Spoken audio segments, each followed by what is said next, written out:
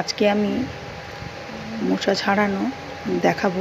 অনেকেই মোচা ছাড়াতে জানে না, যারা জানেন তাদের কথা আমি ধরছি না। যারা হয়তো মোচা ছাড়াতে জানেন না, তো মোচা খেতে ইচ্ছে করে, তো মোচা কীভাবে ছাড়াবে সেটা আমি আপনাদের দেখাবো আজকে। দেখুন, আমি অনেক মোচাই ছাড়িয়ে নিয়েছি। এই মোচাকে আমি সুন্দর করে কেটেছি।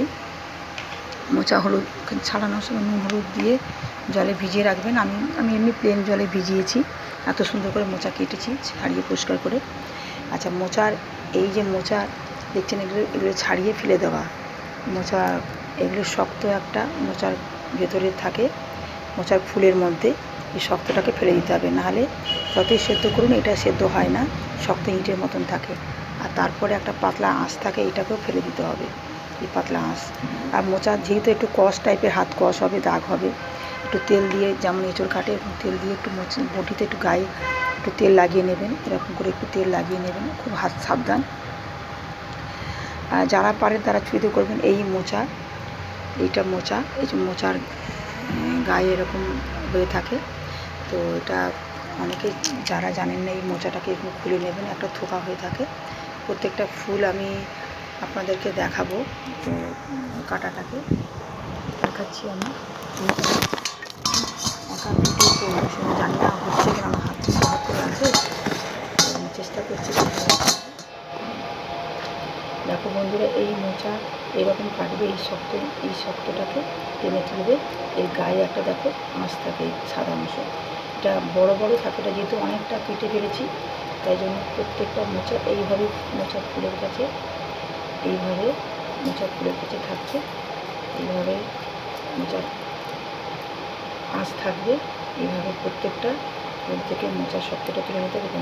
এইভাবে ধরে নিয়ে আস্তে আস্তে করে বটিতে ধরে আপনি কাটতে পারেন। আপনি যারা ঝুলিয়ে ব্যবহার করতে পারেন, এরকম করে মোচাটাকে কেটে, মোচাটাকে জলে ফেলে মোচাটাকে কাটতে হবে।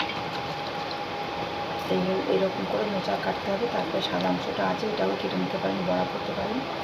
মোচার সাদা অংশটা এইভাবে কেটে বড়া করতে পারেন।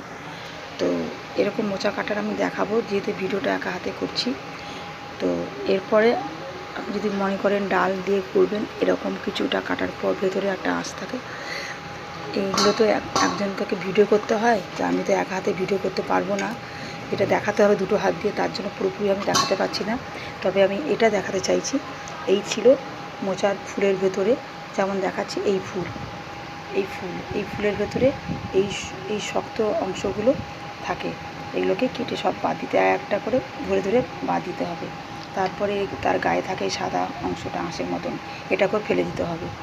যেমন এই দেখছেন, এটা পুরো ফুল, এই ফুলের ভেতর থেকে বেরোবে প্রত্যেকটা অংশ। তারপর সুন্দর করে এরকম করে কুচোতে হবে।